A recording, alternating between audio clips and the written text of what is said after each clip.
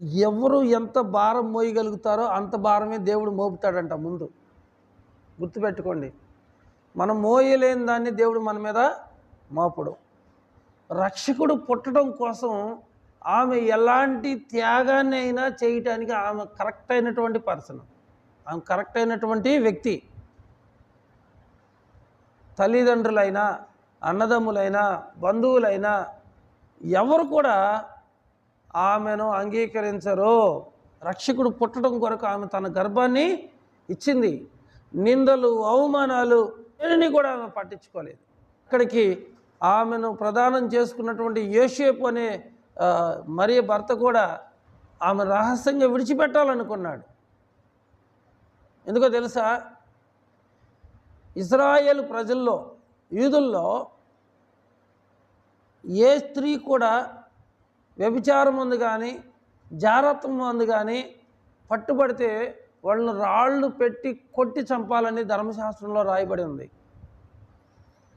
ఇప్పుడు మరియమ్మ పరిస్థితి ఆలోచించండి. ఆమె పెళ్లి కాలేదు కాబట్టి దాన్ని జారత్వం అంటారు. ఆమెను 10 మందిలో అవమానపరచడం ఇష్టం లేక రహస్యంగా విడిచిపెట్టాలి అనుకున్నాడు. ఆయన గలిబిలిగా ఉన్నాడు, కలవరంగా ఉన్నాడు, ఆలోచించుకుంటూ ఉన్నాడు. ఆయన అలా నిద్రపోతున్నప్పుడు ఆయనకు నిద్ర బాగా పట్టింది. ఆ నిద్రపోతున్నప్పుడు ఒక కలగన్నాడు. ఆ కలలో మరలా దేవుడే మాట్లాడుతున్నాడు. దేవుని దూత మాట్లాడుతున్నప్పుడు, దావీదు కుమారుడువైన యోసేపు, నీ భార్య అయిన మరియను చేర్చుకొనుటకు నీవు భయపడవద్దు. మరియమ్మకి ఏం చెబుతున్నాడు?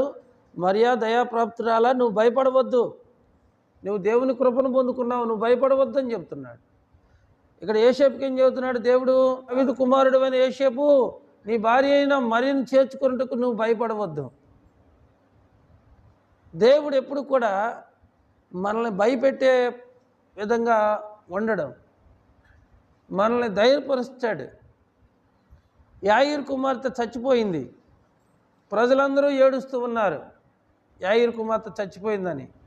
కానీ ప్రభు అన్నాడు యాయీరుతో, యాయీరు భయపడవద్దు, ఈ చిన్నది నిద్రించుచున్నదే కానీ చనిపోలేదన్నాడు.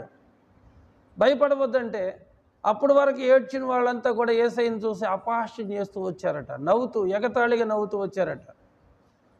ఎగతాళిగా నవ్విన వారందరినీ వెలుపలకు పంపించేసేసి లోపల తలుపు వేసేసి మరి శిష్యులు యాయీరు భార్య ఆ గదిలోనికి వెళ్ళి ప్రార్థన చేసినప్పుడు, తల్లితాకుమి లెమ్మని నీతో చెప్పుచున్నానంటే ఆ మాటకు చిన్నదానా లెమ్మని నీతో చెప్పుచున్నాను. ఆ చిన్నది లేచి కూర్చొని మాట్లాడసాగిందంట.